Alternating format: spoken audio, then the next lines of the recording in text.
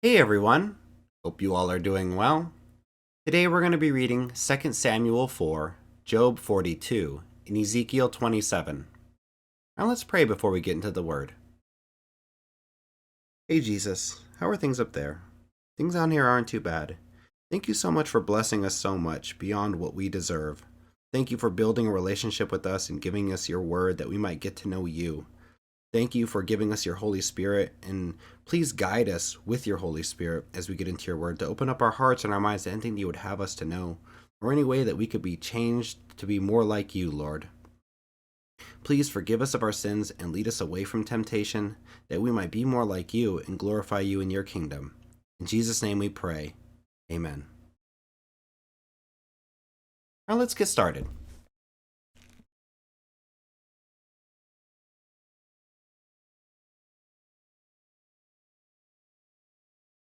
Second Samuel 4. When Ish-Bosheth, son of Saul, heard that Abner had died in Hebron, he lost courage, and all Israel became alarmed. Now Saul's son had two men who were leaders of raiding bands. One was named Baanah, and the other Rechab. They were sons of Rimmon, the Beerothite, from the tribe of Benjamin. Beeroth is considered part of Benjamin because the people of Beeroth fled to Gittaim and have resided there as foreigners to this day. Jonathan, son of Saul, had a son who was lame in both feet. He was 5 years old when the news about Saul and Jonathan came from Jezreel. His nurse picked him up and fled, but as she hurried to leave, he fell and became disabled. His name was Mephibosheth. Now Rechab and Baanah, the sons of Rimmon the Beerothite, set out for the house of Ish-Bosheth, and they arrived there in the heat of the day, while he was taking his noonday rest. They went into the inner part of the house, as if to get some wheat, and they stabbed him in the stomach. Then Rechab and his brother Baanah slipped away. They had gone into the house while he was lying on the bed in his bedroom. After they stabbed and killed him, they cut off his head. Taking it with them, they traveled all night by way of the Arabah. They brought the head of Ish-Bosheth to David at Hebron and said to the king, "Here is the head of Ish-Bosheth, son of Saul, your enemy, who tried to kill you. This day the Lord has avenged my lord, the king, against Saul and his offspring." David answered Rechab and his brother Baanah, the sons of Rimmon, the Beerothite, "As surely as the Lord lives, who has delivered me out of every trouble, when someone told me, 'Saul is dead,' and thought he was bringing good news, I seized him and put him to death in Ziklag. That was the reward I gave him for his news. How much more, when wicked men have killed an innocent man in his own house and on his own bed, should I not now demand his blood from your hand and rid the earth of you?" So David gave an order to his men, and they killed them. They cut off their hands and feet, and hung the bodies by the pool in Hebron. But they took the head of Ish-Bosheth and buried it in Abner's tomb at Hebron.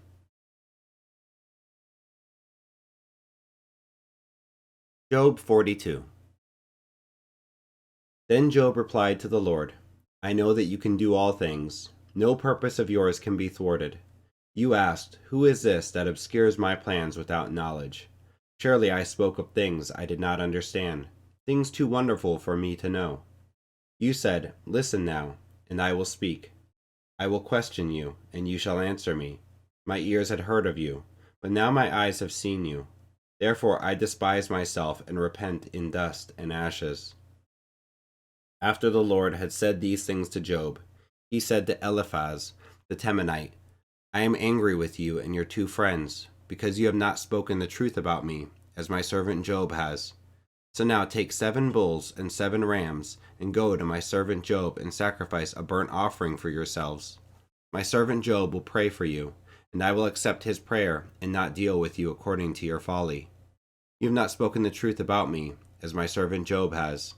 So Eliphaz the Temanite, Bildad the Shuhite, and Zophar the Naamathite did what the Lord told them, and the Lord accepted Job's prayer. After Job had prayed for his friends, the Lord restored his fortunes and gave him twice as much as he had before. All his brothers and sisters, and everyone who had known him before, came and ate with him in his house. They comforted and consoled him over all the trouble the Lord had brought on him, and each one gave him a piece of silver and a gold ring. The Lord blessed the latter part of Job's life more than the former part.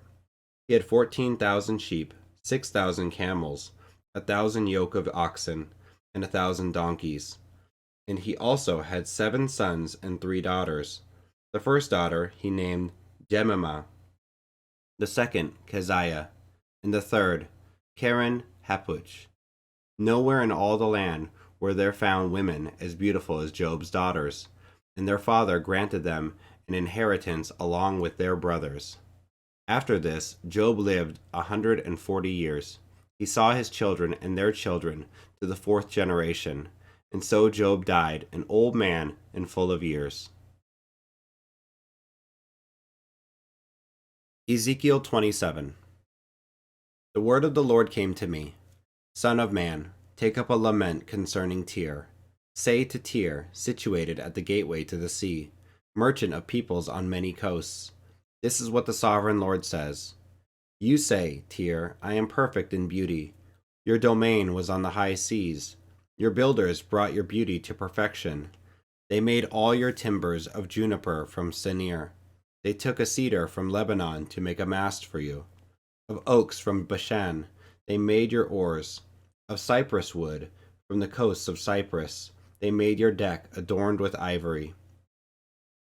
Fine embroidered linen from Egypt was your sail, and served as your banner. Your awnings were of blue and purple, from the coasts of Elisha. Men of Sidon and Arvad were your oarsmen. Your skilled men, Tyre, were aboard as your sailors. Veteran craftsmen of Byblos were on board, as shipwrights, to caulk your seams. All the ships of the sea and their sailors came alongside to trade for your wares. Men of Persia, Lydia, and Put served as soldiers in your army. They hung their shields and helmets on your walls, bringing you splendor. Men of Arvad and Helek guarded your walls on every side. Men of Gamad were in your towers. They hung their shields around your walls. They brought your beauty to perfection. Tarshish did business with you because of your great wealth of goods. They exchanged silver, iron, tin, and lead for your merchandise. Greece, Tubal, and Meshech did business with you. They traded human beings and articles of bronze for your wares. Men of Beth Togarmah exchanged chariot horses, cavalry horses, and mules for your merchandise. The men of Rhodes traded with you, and many coastlands were your customers. They paid you with ivory tusks and ebony. Aram did business with you because of your many products. They exchanged turquoise, purple fabric, embroidered work, fine linen, coral, and rubies for your merchandise. Judah and Israel traded with you. They exchanged wheat from Minnith, and confections, honey, olive oil, and balm for your wares. Damascus did business with you because of your many products and great wealth of goods. They offered wine from Helbon, wool from Zahar, and casks of wine from Izal in exchange for your wares, wrought iron, cassia, and calamus. Dedan traded in saddle blankets with you. Arabia and all the princes of Kedar were your customers. They did business with you in lambs, rams, and goats.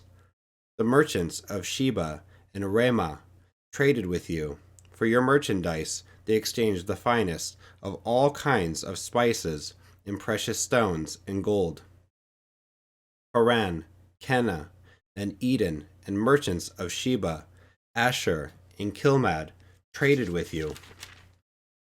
In your marketplace, they traded with you beautiful garments, blue fabric, embroidered work, and multicolored rugs with cords twisted and tightly knotted. The ships of Tarshish serve as carriers for your wares. You are filled with heavy cargo as you sail the sea. Your oarsmen take you out to the high seas, but the east wind will break you to pieces far out at sea. Your wealth, merchandise, and wares, your mariners, sailors, and shipwrights, your merchants and all your soldiers, and everyone else on board will sink into the heart of the sea on the day of your shipwreck. The shorelands will quake when your sailors cry out. All who handle the oars will abandon their ships. The mariners and all the sailors will stand on the shore. They will raise their voice and cry bitterly over you. They will sprinkle dust on their heads and roll in ashes. They will shave their heads because of you, and will put on sackcloth. They will weep over you with anguish of soul and with bitter mourning. As they wail and mourn over you, they will take up a lament concerning you. Who was ever silenced like Tyre, surrounded by the sea? When your merchandise went out on the seas, you satisfied many nations. With your great wealth and your wares, you enriched the kings of the earth. Now you are shattered by the sea, in the depths of the waters. Your wares and all your company have gone down with you. All who live in the coastlands are appalled at you. Their kings shudder with horror, and their faces are distorted with fear. The merchants among the nations scoff at you. You have come to a horrible end and will be no more. Thanks for joining and listening today. If you have any questions, leave them down here in the comments section, and I'll be making some videos where I go through some of those questions, show you some of the questions that I had, and maybe we can find some answers or even dive into it together. Thanks, guys. Hit the like and subscribe, and come back for more. All right, guys, take it easy. Bye. God bless.